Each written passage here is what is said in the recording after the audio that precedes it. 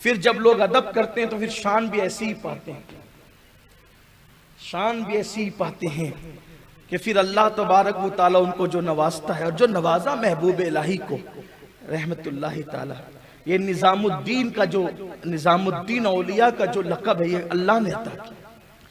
فرماتے گلی سے میں جا رہا تھا، مجھے پیچھے سے آواز آئی نظام الدین، میں نے پلٹ کر دیکھا کوئی نہیں تھا، مولانا نظام الدین، پھر میں نے پلٹ کر دیکھا کوئی نظر نہیں آیا، مولانا نظام الدین اولیاء، میں نے پلٹ کر دیکھا کوئی نظر نہیں آیا، پھر میں بڑھتا چلا گیا کون بولتا ہے، پھر ساری دنیا مجھے خود بخود نظام الدین اولیاء بولنے لگی۔ یعنی یہ القاب کوئی دیتا نہیں ہے، یہ قدرت کی طرف سے من جانب اللہ ملتے ہیں۔ اور پھر اللہ تعالیٰ نے شان کیا دی، اللہ اکبر۔ ایک دن حضرت سیدنا امیر خسرو رحمت اللہ تعالیٰ علیہ، حضرت امیر خسرو آئے، بڑے چہیتے مرید تھے خسرو، حضرت محبوب الہی کے پاس، بڑا عاشق رسول، عاشق شیخ، پیر کا عاشق حضرت امیر خسرو رحمت اللہ۔ حضرت محبوب الہی کہتے تھے اس ترک کے دل میں جو عشق ہے، عشق، میں اس عشق کا صدقہ مانگتا ہوں، پیر مرید کے عشق کا، وہ جو فرماتے ہیں، اسی لئے کہتے تھے اگر قیامت میں اللہ مجھ سے پوچھے گا کہ نظام الدین تو میرے لیے کیا تحفہ لایا ہے، تو کہوں گا کہ میں اس ترک کا سوز و گداز لے کر کے آیا ہوں، تو اس کا عشق والا دل لے گا۔ فرماتے تھے اگر شریعت کی پابندی نہ ہوتی تو میں وصیت کر دیتا کہ خسرو کو اور مجھے ایک ہی قبر میں دفن کیا جائے۔ بڑی شان والی ہستی حضرت امیر خسرو، طوطی ہند، ملک الشعراء، کئی کتابیں لکھیے، اشعار ہزاروں کی تعداد میں کہے۔ جب بھی کوئی تازہ کلام لکھ کر کے لاتے تھے تو حضرت محبوب الہی سے عرض کرتے تھے کہ حضور لکھ کر لائیں۔ بلکہ امیر خسرو کو رحمت اللہ تعالیٰ علیہ محبوب الہی کی بارگاہ میں وہ خصوصیت اور وہ قربت حاصل تھی کہ جس وقت حضرت محبوب الہی کی بارگاہ میں کوئی جا نہیں سکتا تھا، عشاء کی نماز کے بعد تسبیح حاضر کی جاتی، آپ چارپائی پہ بیٹھ جاتے، تسبیح لے کر تسبیح پڑھتے، کوئی نہیں جا سکتا سوائے امیر خسرو کے۔ حضرت امیر خسرو جا کے بیٹھ جاتے چارپائی کے نیچے، آپ چارپائی پہ ہوتے، پھر تسبیح شروع کرنے سے پہلے یا تسبیح پڑھتے ہوئے حضرت محبوب صاحب فرماتے خسرو کیا خبر ہے دلی کی، تو پھر حضرت امیر خسرو سب خبر سناتے، آپ سنتے جاتے، سر ہلاتے جاتے اور تسبیح پڑھتے جاتے، جب تک تسبیح ہوتی رہتی ہے سناتے بھی جاتے، اور جب کوئی کلام ہوتا وہ کلام بھی سنا دیتے۔ اب کلام لائے سرکار، تازہ کلام، تو سنا، سننے کے بعد خیال آیا، پیش کیا۔ بہت سے کلام ہیں، ابھی آپ نے چاپ کی لگ سنی نا، اسی طریقے سے اور بھی آپ نے بہت خوبصورت کلام حضرت محبوب الہی کی شان میں اور غزل کی حیثیت سے، نعت کی حیثیت سے، بلکہ مورخین نے لکھا ہے کہ اردو زبان کی ایجاد جو ہوئی ہے وہ انہی بزرگوں نے کی ہے، جن میں حضرت امیر خسرو کا نام بھی آتا ہے، حضرت مخدوم اشرف جہانگیر سمنانی کا نام بھی آتا ہے، اسی طرح حضرت سیدی بندہ نواز گیسو دراز کا نام بھی آتا ہے۔ تو 3 زبانوں میں آپ نے کلام سب سے پہلے لکھ کر دنگ کر دیا لوگوں کو، زحال مسکی مکن تغافل، ترائے نینا بنائے بتیا، کتاب ہجرا ندارہ میں جاں للے ہو کاہے لگائے چھتیا، یہ آپ کا کلام ہے۔ اسی طریقے سے عید گاہے ماں غریبہ روئے تو، عید گاہے ماں غریبہ روئے تو، کہتے ہیں کہ میری عید گاہ تو آپ کا آستانہ ہے، میری عیدگاہ تو آپ کا آستانہ ہے، اور کہتے ہیں کہ یہ جو عید کا چاند ہے نا، یہ ہزاروں عید کے چاند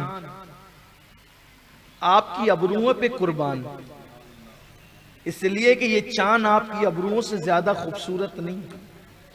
بڑے کلام لکھے، اور وہ ہندی زبان کا ایک کلچر ہے۔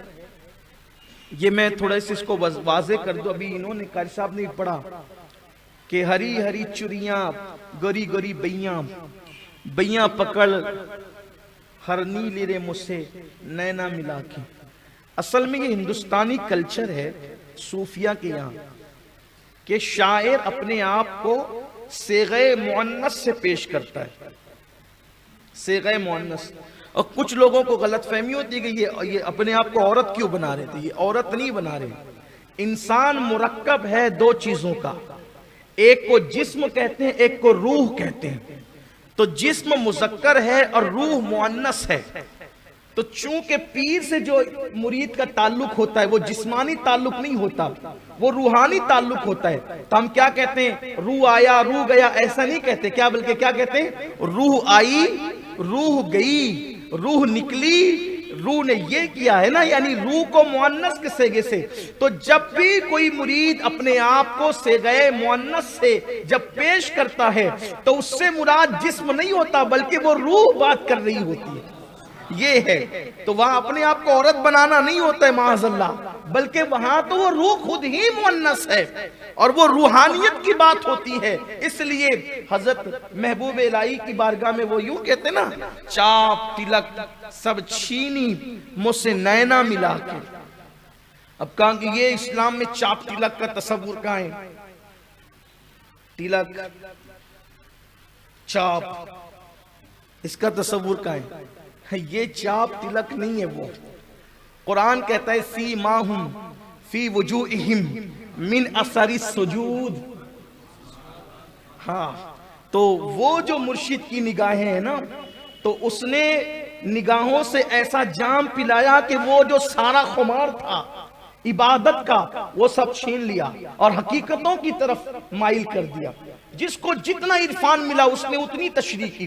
میں سمجھتا ہوں کہ حضور صاحب البرکات مہریروی عشقی پیمی رحمت اللہ تعالیٰ علیہ نے بھی اس کی تشریح بیان فرمائی ہے، اس کی تشریحات کی ہے۔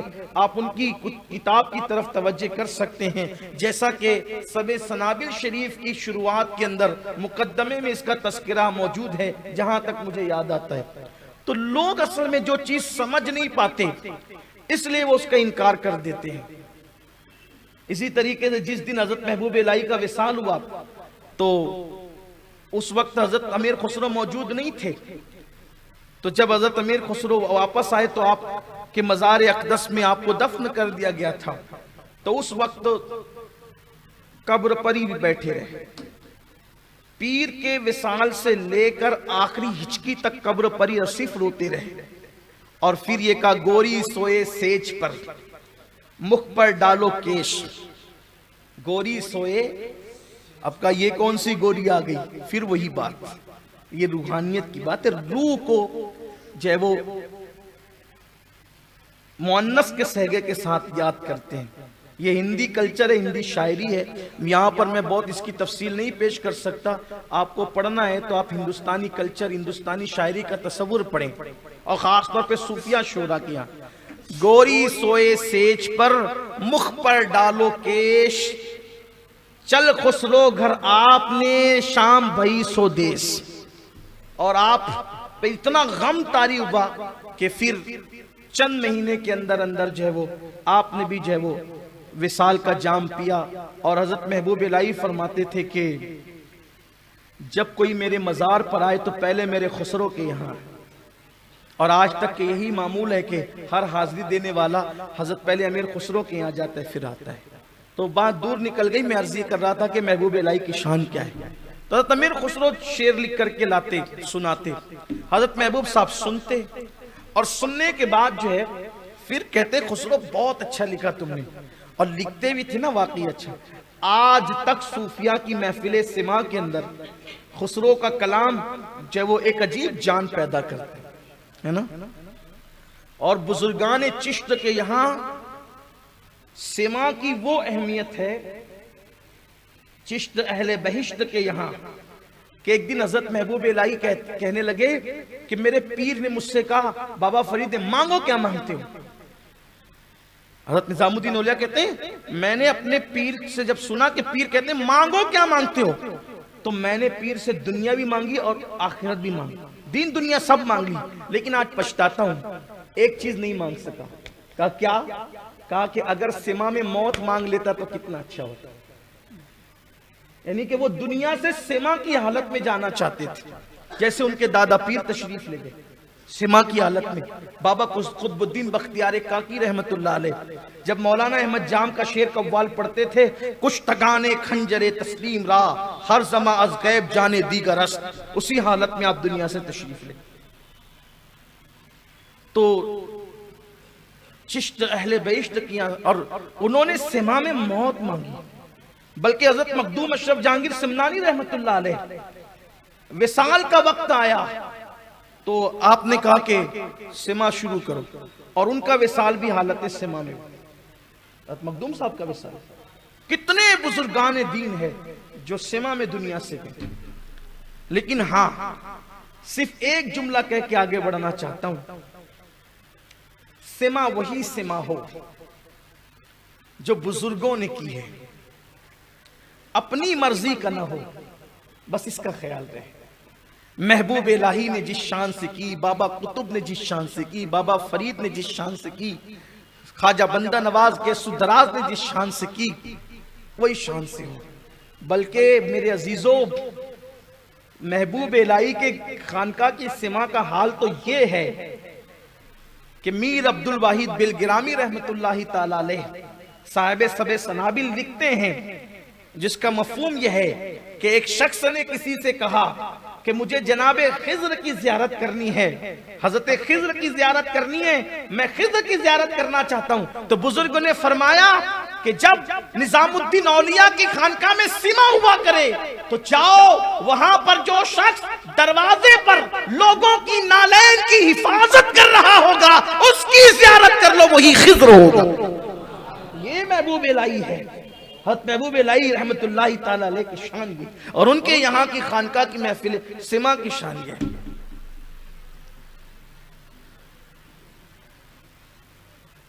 تو حضرت خمیر خسرو شعر پڑھتے تھے تو محبوب الہی بہت اچھا لکھا خسرو تم نے، مگر سعدی شیرازی کی بات الگ ہے، سعدی کی بات ہی الگ ہے۔ پھر اس سے اچھا لکھ کر لانے کی کوشش کرتے، پھر کہتے کہ سعدی کی بات الگ ہے، پھر اس سے اچھا لکھ کر لاتے، اور لاتے بھی اچھا لکھ کر، کہتے پھر سعدی کی بات الگ۔ تو ایک دن حضرت خسرو نے کہا سرکار میں لکھ کر لاتا ہوں اچھے سے اچھا، اور آپ فرماتے سعدی کی بات، یہ سعدی کی بات کیا ہے؟ تو اپنی چادر ڈال دی سر پہ، چادر سر پہ ڈالی تو کیا دیکھا کہ حضور کی محفل سجی ہوئی ہے، سرکار کی محفل سجی ہوئی ہے، اور حضور علیہ السلام تخت پر بیٹھے اور اولیاء اللہ بھی موجود ہیں، اور سرکار کہتے ہیں سعدی پڑھو، سعدی پڑھو، اور سعدی کہتے بلغ العلا بکمالہ کشفا دجا بجمالہ حسنت جمیع خصالہ صلو علیہ وآلہ اللہم صلی علی سیدنا مولانا محمد معدم الجود والکرم والہ الکرم۔ یہ کیا ربائی ہے، کیا شان اس ربائی کی۔ بلکہ حضرت سعدی شیرازی نے جب لکھا تھا اس کو تو 3 ہی مصرے لکھ پائے تھے، بلغ العلا بکمالہ کشفا دجا بجمالہ حسنت جمیع خصالہ، بلغ العلا بکمالہ۔ ان کے کمال کے کیا کہنے، کس کمال پر ہے ان کی عظمت، کس کمال پر۔ کشفا دجا بجمالہ، اور جب وہ پہنچے ہیں بلندیوں پر تو ان کے جمال سے جو ہے وہ بلندیاں روشن ہو گئی اور اندھیرے دور ہو گئے۔ ان کے کمال نے، ان کے جمال نے اندھیرے کو، تاریکیوں کو دور کر دیا۔ حسنت جمیع خصالہ، اور بہت خوبصورت ہے ان کا خصال، بہت حسن والا ہے ان کا، وہ بڑے خوش خصال ہے۔ 3 مصرے بنے، چوتھا بنتا نہیں تھا۔ لکھنے والے شاعر کے لیے اس وقت بڑے امتحان کی گھڑی ہوتی ہے جب وہ ایک مصرع لکھ دے اور دوسرا مصرع نہ بنے۔ یہ بڑی کھاتے کھاتے آدمی گم ہو جاتا ہے کہ کیا لکھوں، نیند اڑ جاتی، کروٹ بدلتا ہے، جب آمد شروع ہوتی تو کروٹ نیند نہیں آتی۔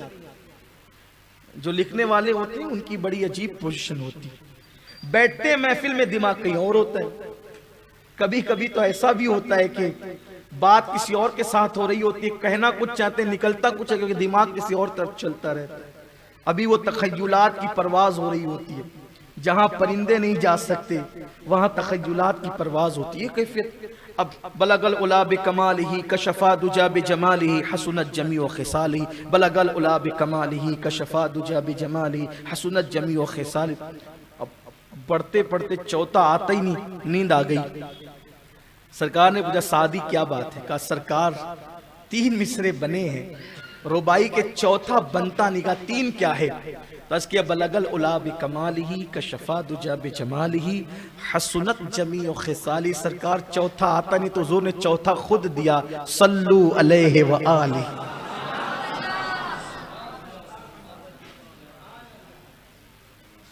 بلغ العلا بکمالہ کشفا دجا بجمالہ، بلغ العلا بکمالہ کشفا دجا بجمالہ حسنت جمیع خصالہ، صلو علیہ وآلہ۔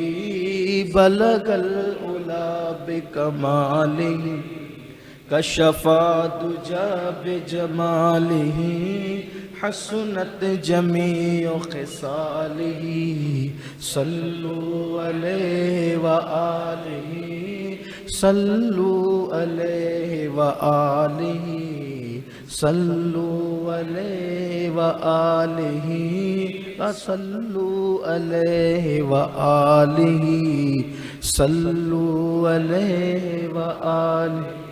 یہ کلام حضور نے کہا پڑھو سعدی، یہ پڑھ رہے ہیں وہ اور حضور جھوم رہے ہیں۔ اب خسرو کو پتا چلا کہ یہ جو کہتے ہیں نا سعدی کی بات یہ الگ ہے۔ اب یہ سوچنے لگے کہ سعدی کے کلام میں یہ چاشنی کیسے آئی، سعدی کے کلام میں یہ چاشنی کیسے آئی؟ تو حضرت محبوب الہی نے کہا کہ خضر نے ان کے منہ میں اپنا لعاب ڈال دیا، تو یہ لعاب خضر کی برکت ہے کہ یہ چاشنی آ گئی، یہ کلام آ گیا۔ اب یہ بھی اس میں لگ گئے کہ میں بھی خضر سے ملوں، مجھے بھی لعاب خضر ملے اور میرے اندر بھی یہ چاشنی آ جائے تاکہ میرا پیر خوش ہو جائے۔ ایک دن حضرت خضر سے ملاقات ہو گئی تو کہا کہ سعدی کی زبان میں چاشنی کیسے؟ کہا کہ ہم نے اپنا لعاب ڈالا، تو کہا کہ مجھے بھی دے دو۔ کہا نہیں، اب وہ نہیں مل سکتا، اس لیے کہ وہ مقدر تھا سعدی کا، وہ سعدی کو مل گیا، اب وہ سعدی کو مل گیا، اب کسی کو نہیں مل سکتا۔ وہ آئے تو چہرہ اترا ہوا تھا۔ حضرت محبوب الہی نے کہا خسرو کیا بات ہے، چہرہ کیوں اترا ہوا ہے؟ عرض کرتے ہیں حضور کچھ نہیں، کچھ تو ہوا ہے خسرو بتاؤ نا کیا بات ہے؟ عرض کہ حضور حضرت خضر ملے تھے، تو کہا کہ آپ نے کہا تھا کہ وہ جس کے منہ میں لعاب ڈال دیں اس میں چاشنی آ جاتی، اس کے کلام میں چاشنی آ جاتی ہے۔ میں نے مانگا کہ آپ مجھے بھی لعاب دیں تو انہوں نے انکار کر دیا کہ وہ اس کا مقدر تھا، اس کو مل گیا، اب کسی کو نہیں مل سکتا۔ فرمایا چاشنی چاہتا ہے تو ادھر آ، بلایا اور اپنا لعاب منہ میں ڈال دیا، اپنا لعاب منہ میں ڈال دیا۔ اب منہ میں کیا ڈالا؟ اب اس کے بعد جناب خسرو نے کلام لکھا اور لکھ کر کے لائے اور پڑھنا شروع کیا، تو کیا دیکھا کہ ایک ایسا اجنبی خوبصورت انسان آتا ہے اور آ کر بیٹھتا ہے اور محفل میں خوب داد دیتا ہے اور محفل ختم ہوتی تو خاموشی سے چلا جاتا ہے۔ تو حضرت محبوب الہی سے پوچھا سرکار آج اپنی محفل میں ایک شخص ایسا اجنبی آیا جو کبھی نہیں آتا تھا اور آنے کے بعد جو ہے بڑی داد دی، محفل کے بعد چلا گیا اٹھ کر کے، کون تھا؟ فرمایا بیٹے وہی تو شیخ سعدی شیرازی تھے، ہمارے منہ کا جو لعاب تمہیں نصیب ہوا ہے اللہ نے وہ چاشنی عطا کر دی کہ سعدی کا کلام اور لوگ سننا چاہتے ہیں اور سعدی تمہارا کلام سننے کے لیے تشریف۔ حضرت محبوب الہی رحمت اللہ تعالی علیہ کی شان یہ ہے۔ بس اب اختتام کرتا ہوں کہ